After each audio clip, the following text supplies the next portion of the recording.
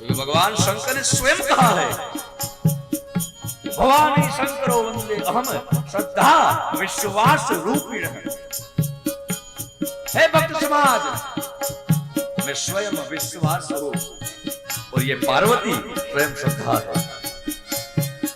જેના હૃદયમાં શ્રદ્ધા નથી, વિશ્વાસ નથી, એના મારા દરબારમાં આવવાનો પણ કોઈ અધિકાર નથી। સમજાય છે?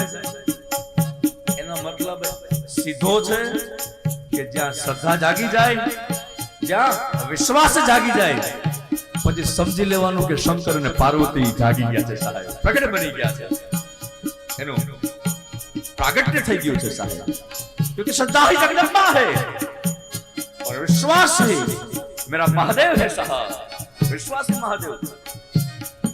बाकी आम गमे तेटली उपासना करिए, पूजा करिए આપણે, પણ હૃદયમાં જો શ્રદ્ધા ન હોય, તો હૃદયમાં જો વિશ્વાસ ન હોય, તો આ બધું નકામું છે, એટલું યાદ રાખજો।